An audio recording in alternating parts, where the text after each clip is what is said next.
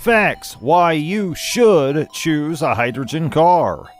Many automakers are looking for alternative ways to power cars and other vehicles as governments strive to achieve pledges to cut carbon emissions and limit the usage of fossil fuels.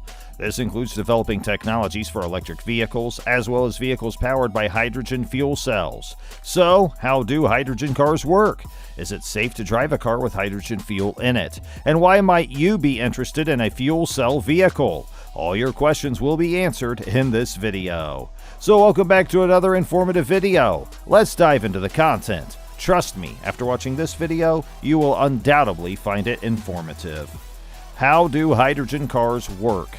Hydrogen vehicles use an electric motor powered by hydrogen fuel cells, which enable hydrogen to chemically combine with oxygen to create electricity and water vapor.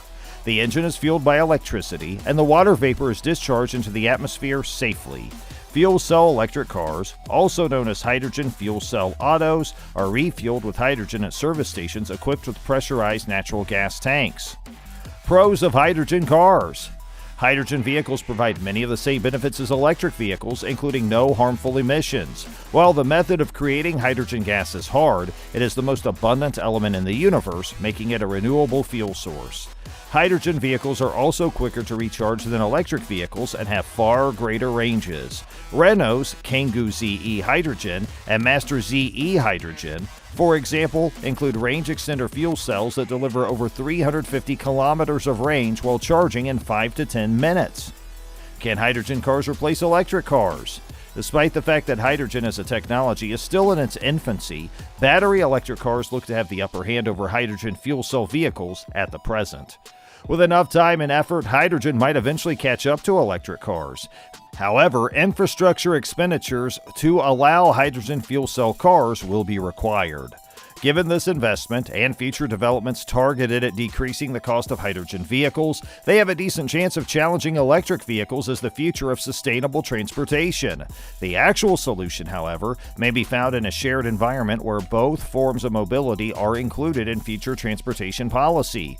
Both, of course, emit less pollution than gasoline or diesel and should be included in a green revolution. Where do we get the hydrogen?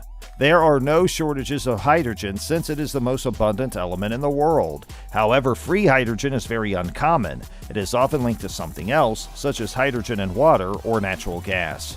In the United States, we produce a lot of hydrogen, largely by reforming natural gas to break down the molecules and separate the hydrogen atoms. And the majority of what we produce is utilized in the refining of oil or the production of ammonia for the fertilizer business. Some hydrogen fuel for fuel cell vehicles is drawn straight from a pipeline feeding one of these oil refineries. It is close to the headquarters of both American Honda and Toyota Motor Sales USA in Torrance, California. Some hydrogen is produced on site at a few filling stations by electrolysis, which separates hydrogen molecules from water. That procedure may be powered by solar panels or the local electrical grid. The majority of hydrogen for fuel, on the other hand, is produced in big hydrogen processing facilities that also serve the oil sector. After that, the hydrogen is trucked to the stations and stored in massive above-ground tanks. The hydrogen must be compressed before it can be used as fuel in fuel cell automobiles. The current standard is 10,000 pounds per square inch, often known as 700 bars. It is then cooled to prevent it from heating up and expanding while being pushed into the car. The fueling station includes that equipment. The tank of a hydrogen fuel cell vehicle is measured in kilograms. A 4 kilogram or 8.8 pound hydrogen tank carries the energy equivalent of 4 gallons of gasoline.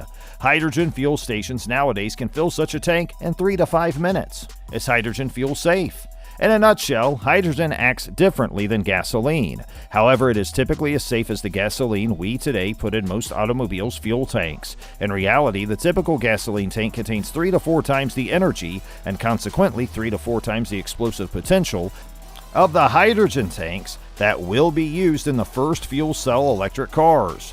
Hydrogen is the lightest element, about 14 times lighter than air.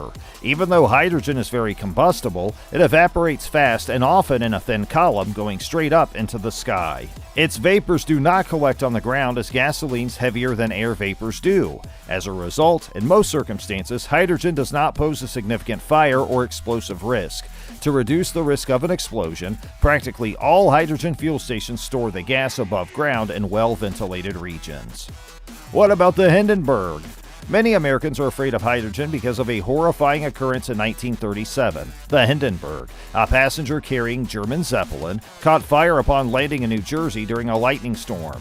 The fire and subsequent collision killed 36 people and wounded hundreds more. Flames billowed into the night sky from the burning hydrogen that had generated lift for the Zeppelin. Or was it consuming hydrogen? The gas has nearly always been blamed for the Hindenburg accident. However, current research has proved that the millions of cubic feet of extremely combustible hydrogen burn up in less than 60 seconds. The horrible smoke and flames shown by TV cameras are now understood to have been caused mostly by the diesel fuel used to power the aircraft's engines and the aluminum powder-painted cloth gas bag that held the hydrogen. So, although hydrogen was most certainly the villain that began the disaster, just because it wasn't the safest thing to use to keep gigantic, lighter-than-air aircraft aloft doesn't imply that it's not safe to use as a fuel in land-based vehicles. Why might I be interested in a fuel cell vehicle? The argument for fuel cell vehicles is pretty simple. A fuel cell electric system isn't range constrained like a battery electric system. Fuel cell vehicles aren't tethered to charging cords. They carry enough fuel for 250 to 350 miles of range, and their tanks can be refilled as quickly as that of standard vehicles' gasoline tanks. Few think they will replace battery electric cars, which can make a lot of sense for drivers with short commutes, but they are expected to become a significant part of the alternative fuel fleet in the coming years. Typically, a fuel cell system is twice as efficient as a gasoline system. Most of the fuel cell vehicles coming to market in the next few years will be able to deliver close to 70 miles per kilogram of fuel. That's the equivalent of 70 miles per gallon. There is no established retail price for hydrogen fuel, but most suppliers say that $10 per kilogram is about right for the early days of low-volume sales. The price is expected eventually to fall to parity with gasoline. Additionally, fuel cell systems are much lighter and smaller than the battery packs that dominate plug-in electric drive systems. That means they can be more easily scaled up without the weight penalties that make plug-in systems impractical for large sedans, SUVs, and pickup trucks. What will they cost? Hyundai said it has cut the cost of building its fuel cell electric vehicle by 70% over the past decade. It expects the cost of fuel cell cars to reach parity with the cost of similarly sized and equipped conventional cars by 2020. The automaker is offering the 2015 Hyundai Tucson fuel cell vehicle, a mid-size crossover SUV, on a lease-only basis for $499 a month. The lease payment also covers all maintenance and fuel. Toyota has followed Hyundai's lead with its own $499 monthly lease that includes free fuel. It also will sell its Mirai for $58,325 before federal and state incentives that could knock the real cost to buyers down to around $48,000. Honda hasn't announced pricing yet, but is expected to be competitive. Will vehicles be readily available? There may not be many fuel cell cars at first. There weren't many gas-electric hybrids when Honda and then Toyota braved the U.S. marketplace with their initial offerings in 1999 and 2000 either. But the automakers and regional and national governments are betting billions of development and marketing dollars that the cars will catch on. Initial availability will be in Southern California because that's where 9 of the 11 public hydrogen stations in the country are located. There's the 10th station in Northern California near San Jose, while the 11th is in South Carolina.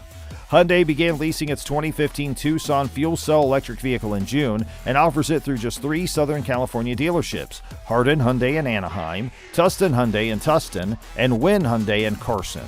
Other dealers will follow if demand dictates. Toyota selected 8 California inaugural dealers for the Mirai launch. There are 3 in the San Francisco Bay Area, 1 near Sacramento, and 2 each in Los Angeles and Orange counties. Honda hasn't yet announced its rollout plans. So this was all about this video. I hope you liked the information given in the video. If you have anything on your mind, feel free to comment below. Also, don't forget to like, share, and subscribe to get more videos like this. Also, hit the bell icon to get the notification of the latest updates on the channel. And thanks for watching!